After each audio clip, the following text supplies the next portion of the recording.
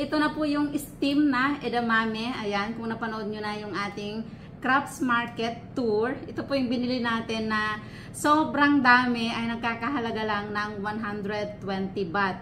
So, nasa 180 pesos lang. At kalahati lang po ito dahil yung kalahati ay nauna na naubos na po ng aking asawa at ng aking mga anak. Gustong-gusto nilang pinapapak habang nanonood, habang walang ginagawa. Ayan, para lang po siyang mani. Pero yung itsura niya ay parang sitaw. Ganyan. Kung alam niyo po sa Ilocano yung sitaw na tudo. Ayan. O kaya kadyos. Kung alam niyo po ang kadyos, may pagkaganon din yung lasa niya. Pero yung lasa niya talaga ay parang edamame din. Pero ito mas magaspang lang ho yung texture niya.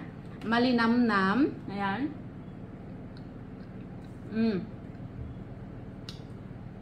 Na para din siyang mani. Ayan, para po siyang sitaw. At ang pagkakaiba po nila sa edamame ng Japan, yun po ay kulay green. Yung balbon niya ay mas soft at mas malalaki. Ito maliliit lang.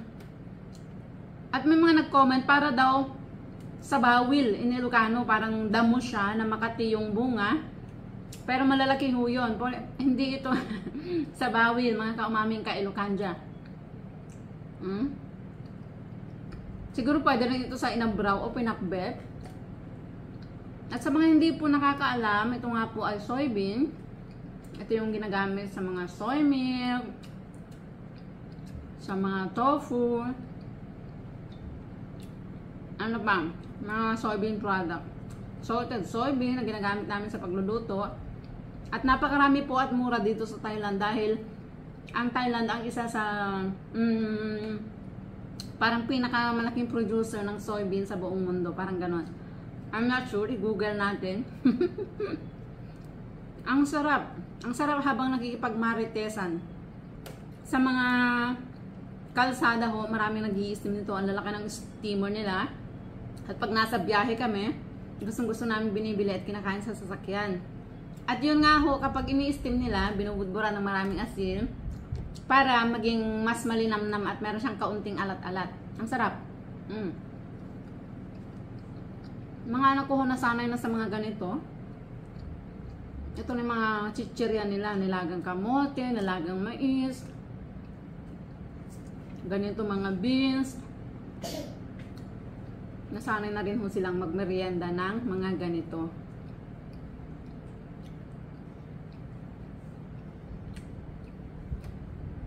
Para tayong kumakain din ng nilagang mani, pero mas hard yung texture niya. Ano? Asan na? Nawala na yung natanggalan na natin, humalo. Nawala. Mahal na. Makita nila mamaya.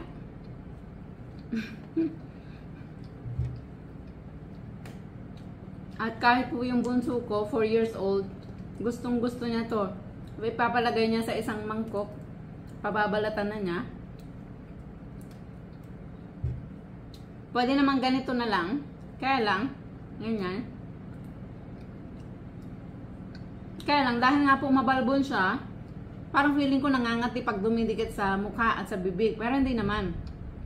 Hindi naman nalulus yung mga balbon niya.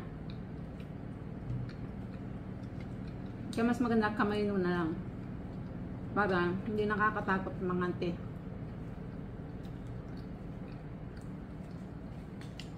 At marami din po ito sa Batangas. Marami nagko-comment sa mga nauna nating mga video. At kung hindi pa po kayo nakatikim, at magta-Thailand kayo soon, marami po sa mga daan-daan, sa mga palengke. Para pong matikman nyo.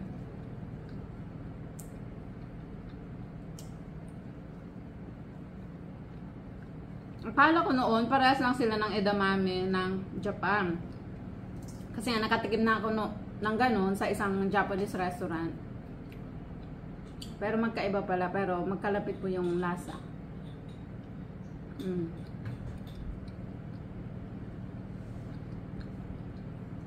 Diba? Healthy chichirya.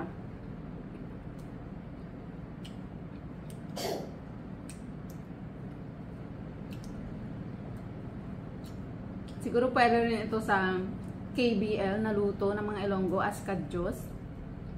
Parang gusto kong subukan. Pag naumpisahan mo na, parang ang hirap tigilan. Kaya ang bilis mong maubos. Isang upuan lang ng aking mga anak, yung isang palanggana kagabi.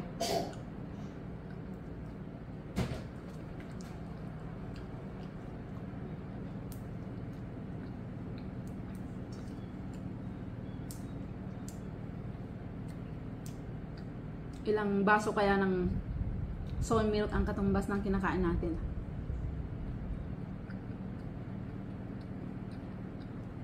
Masama bang masobrahan? Hindi ko alam.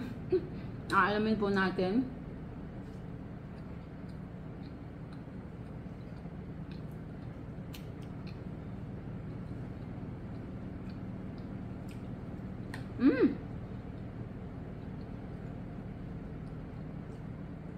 Ang sarap, maalat-alat.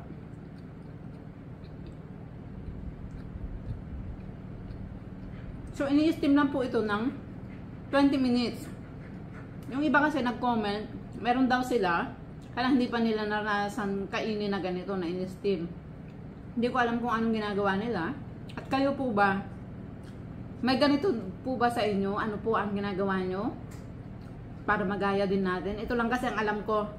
Dito sa Thailand, parang hindi naman nila ginugulay ito or kung ano man ang ginagawa pa nila.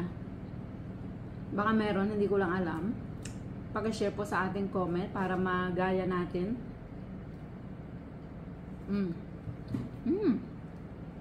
Sarap. Kasi matigas naman eh.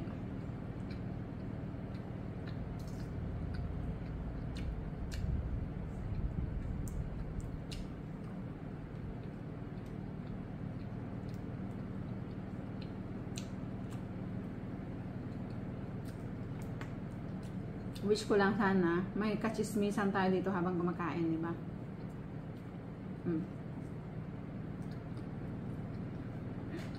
Kakabusog. So, ayun lang mga kaumami. Paki-comment kung nakatikim na po kayo. Anong tawag nito sa atin? At kung ano naman ang ginagawa nyo para masubukan din natin. At kung di nyo pa nasubukan ito, subukan nyo rin po dahil masarap.